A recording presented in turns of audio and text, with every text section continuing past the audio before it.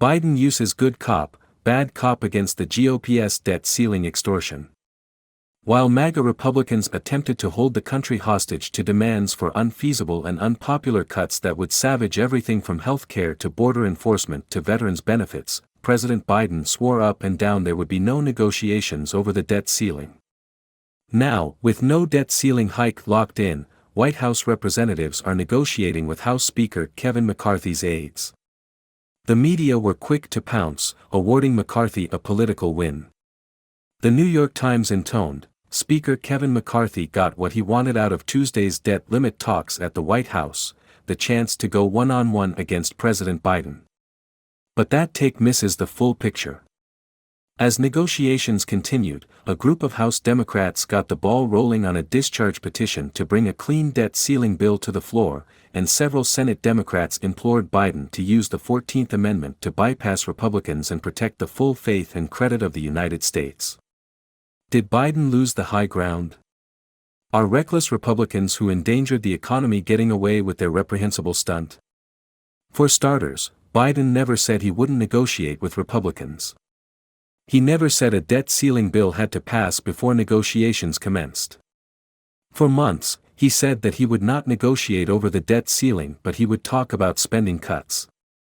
He insisted Republicans put forth their own budget, as he did, to lay out the party's contrasting visions.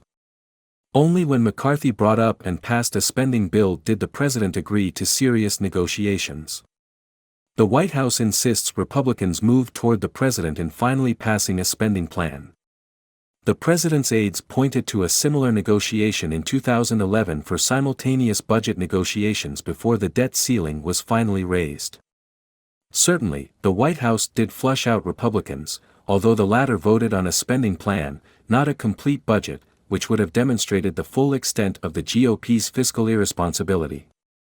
That said, the White House's rhetoric early on did sound more intransigent than was feasible given the reality of divided government. Put differently, Biden might have avoided the perception of a climb down had he said, "We can talk about spending, but at the end of the day you'll use whatever means necessary to protect the economy and prevent default." With a default deadline coming as early as June 1, it is essential to reach a deal promptly to prevent a market meltdown.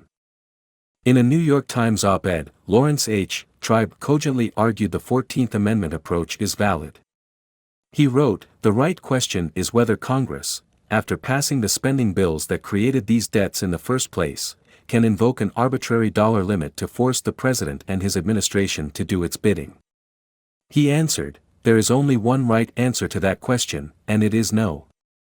Given the choice between allowing Congress to abrogate the full faith and credit provision or using presidential authority to implement spending bills already passed, Tribe argued that the latter is the constitutionally rational option. Soon after Tribe's piece was published, Biden gave a nod to the 14th Amendment approach. Biden could make his position crystal clear by reciting Tribe's proposed statement, "I'm bound by my oath to preserve and protect the Constitution to prevent the country from defaulting on its debts." Some Democrats would prefer to ignore Republicans entirely, doing away with the perennial hostage-taking and encouraging Biden to exercise his presidential power to deny Republicans any advantage.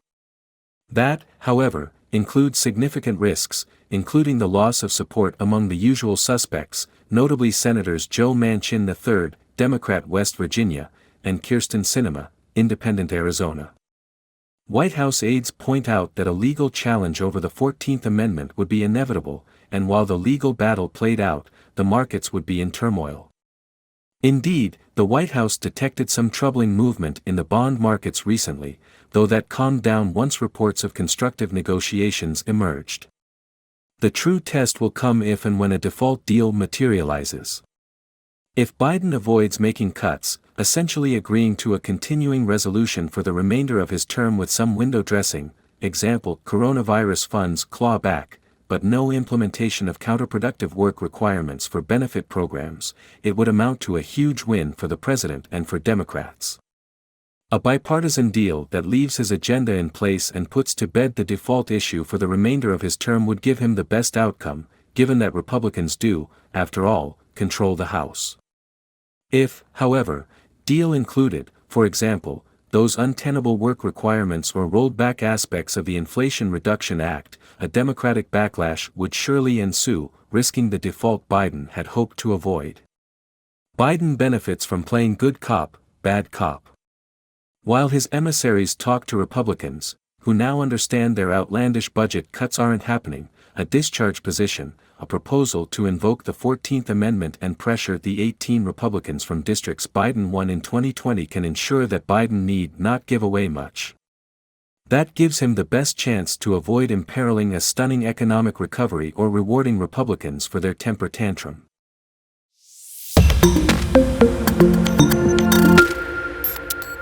Biden uses good cop, bad cop against the GOP's debt ceiling extortion. While MAGA Republicans attempted to hold the country hostage to demands for unfeasible and unpopular cuts that would savage everything from health care to border enforcement to veterans' benefits, President Biden swore up and down there would be no negotiations over the debt ceiling. Now, with no debt ceiling hike locked in, White House representatives are negotiating with House Speaker Unanswered questions about Trump and Russia. I have no reason to doubt the Durham report, but it's still curious that Trump treated Putin so gently. Some thoughts on Trump/Russia occasioned by the release of the Durham report, which found that the Federal Bureau of Investigation got ahead of itself in launching a full-scale probe of allegations of Trump campaign collusion with Russia, that it relied too much on raw, unanalyzed, and uncorroborated intelligence, and that partisan hostility played a determinative role in investigators' decisions. Sounds about right. Yet I still don't know what to think of Trump/Russia and am not satisfied we'll ever fully understand it. Certain aspects of the overall Trump story fed the Trump/Russia saga. One is that from the day Donald Trump announced his presidential candidacy, June 16, 2015, there was a distance, which proved unbridgeable, between elite knowledge of Mr. Trump and normal American knowledge of him. At the time he announced, he had been a New York character for 40 years. We knew him. He was part of our sideshow, the tuxedo-clad hustler plagued by scandals and accusations of shady business deals. He called reporters using fake names with fake voices to plant fake items. New York, the center of the nation's media, was, in 2015 as now, full of people in leadership positions in newspapers and networks who had been watching him for 4 decades. They came at his candidacy with an unusual level of intimacy, they knew pretty much everything. But in normal America, which hadn't spent 40 years reading about him and literally walking by him on the sidewalk, he was the star of The Apprentice, the strong, decisive man at the boardroom table. They'd known him that way for a dozen years. Had written some books. He was a regular guest on Fox and Friends with refreshingly heterodox views. They had a completely different sense of who he was. People high up in government agencies in Washington would have started with a view of Mr. Trump closer to New York's than normal America's. Another aspect that contributed to Trump/Russia is that Mr. Trump was such a shock to the system of experienced people